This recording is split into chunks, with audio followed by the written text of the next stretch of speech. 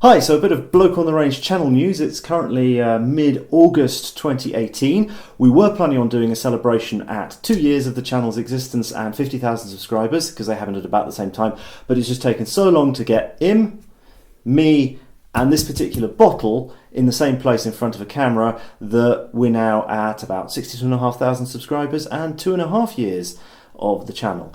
More on this bottle later. First of all, the thanks to everyone who's made this possible. Not only Monsieur Le Chap here, who is doing sterling work on the channel, but you, the viewers, our patrons particularly, who keep the flow of guns and ammunition and range higher. Yeah, more and more important these days. Yep, absolutely, because YouTube ad revenue it really is not what it was. Anyway, list of people to thank particularly, in no particular order, those who've loaned us stuff to show. So Jeff, Stephen, those who have let us have ranges. Mm-hmm. So Stephen again, thank you so much. It's really, really useful having the range in Sion. Thank you so much. I will keep bringing you Bernese beer over to the other side of the Alps whenever we come. Why? It's not that good. Armin, thank you. And H&C Collection for the video that got us banned. Well, no. Well, it's not thank you for that. It's thank you for things they've given me as a consequence of that video before it was banned. Yes. Anyway, bit of an update on the Bannonation. Thanks to all who wrote to YouTube in various capacities and got in contact if they had real persons. There are innumerous people who did so. Thank you so much. I think the route that gave the most success was the Trusted Flagger on Twitter. That seemed to have been the thing that worked. But thank you all so much for helping get us back up. It took about 20 hours of absolute hair-tearing panic. It's a bit less. I haven't got that much to lose, and if you look compared to the early videos, I've got less now than I had then. But yeah, we're back up. We are still, for the next couple of days, wearing a community strike. What I will try and do once the community strike is expired, I might try and put a reloading video up, possibly one of the ones that we put elsewhere. We are multi-platform, BitChute, Utah Gun Exchange, and Full 30. So keep an eye out for us there. I put the most attention into Full 30. The other two get very little traffic, but they seem to automatically rip new videos from YouTube, so that's all very well.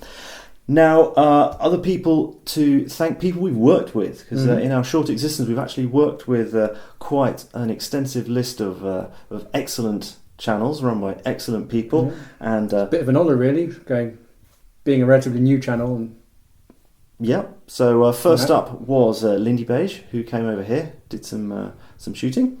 I went down to Italy to work with Spam down at Lodrino. That was a great weekend.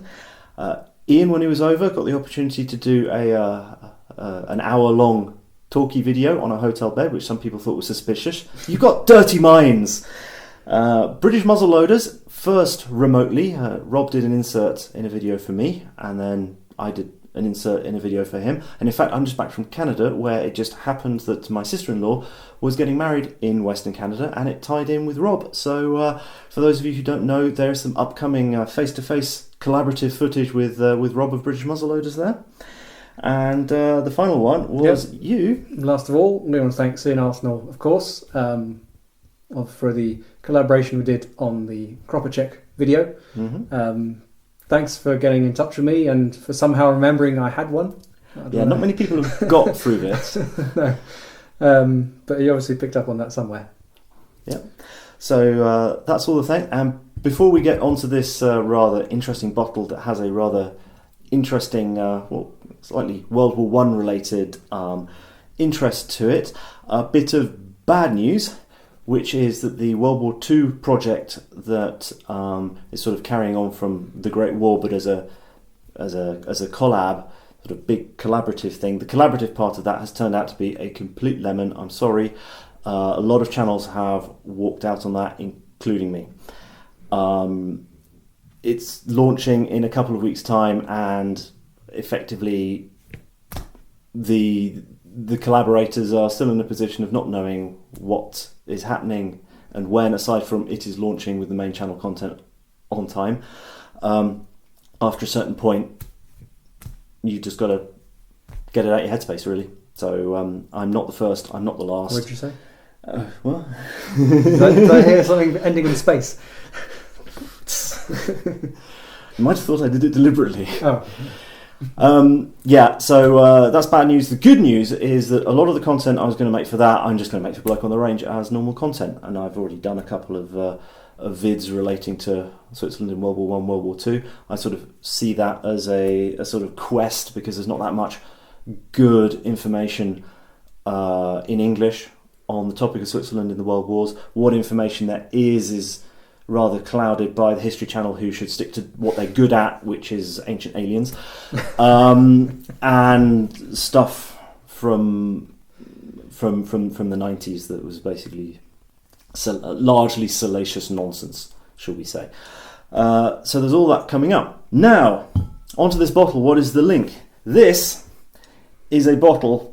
You just can't wait to taste this, can you? I've been looking at this for months. We've had this bottle for months, since like March. This is Echte Schweizer Herdöpfler, which is the Bernese term for real Swiss potato schnapps. I've never tasted this before in my life. Yeah. We shall see what it's like in a moment, but a bit of the history behind this was sort of first mentions of it are in the sort of 17th century, once the potato had come over from the New World. It really got going in Switzerland as a sort of poor people's, rural people's drink in the 19th century, and there was a bit of a moral panic over it, like there was over absinthe. People drinking a lot of it, particularly it was poor people's drink, so it was poor people getting very, very drunk on it. Rich people are allowed to get drunk. Poor people are not. They're supposed to be working. Yeah, exactly. Back in your field with your 6 cows. So this was being produced quite extensively, particularly in the more rural cantons, Bern, Lucerne. And then during the First World War, it was banned because there were food issues, as with everywhere in Europe, and they didn't want massive quantities of potatoes to be turned into very small quantities of falling over firewater, basically. That's kind of the deal there. This ban was maintained, like so many others, until relatively recently. This was re-legalised before absinthe. Absinthe was, if I remember rightly, 2005, and this was the mid-90s when this came back online, and it was sort of set up as a sort of historic delicacy. It's not that cheap. This one was like 30 odd francs for a litre, so it had better at least be drinkable. We've got some appropriate glasses commemorating the Cantonal Schützenfest in Vaux, which took place in Yverdon 1980, a year between our two births. So let's crack on with this. Supposedly it has earthy notes. So, really? There's like tasting notes of potato schnapps. That's kind of bready smell. Prost. Yeah, I'm getting. It's actually not bad. I mean, compared to some of the fruit-based firewaters, which can be quite rough. It's far better than I expected, yeah, honestly. It's better than some unmarked Flumley or Batsy I've had. Yeah. Various occasions. I can see earth. It's a bit like grass. What's also interesting, for those who brew... Cardboard as well. Yeah, slightly woody.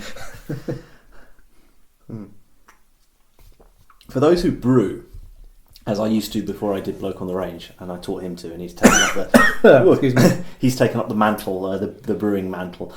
To make this, you make a mash, which is like very, very thin mashed potato, or sort of mashed potato soup, but it doesn't have any fermentable sugar on its own. So the traditional way of doing it was you chuck in a hand of crushed malt, which has enzymes in it that then turn all the starch from the potato into fermentable sugars. The modern way, if you're bothering, is just doing it with enzymes.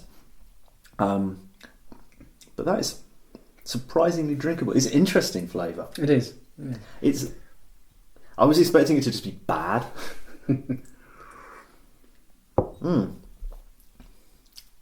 So, Anyway, if you've watched this far, jolly good show. We're just boring for Britain here in Switzerland. Thank you so much for watching. Thank you for all your support. Thank you all our patrons, all the people we mentioned, all the people we've forgotten to mention but who've helped us out in one way or another. Thank you all so much. Please, if you haven't already done so, like and subscribe. Please consider becoming a patron if you haven't already done so. And onwards and upwards. And the next celebration we'll do at an indeterminate point after 100,000 subscribers, I guess. That sounds about right. Yeah. All right. Cheers. Bye. Bye.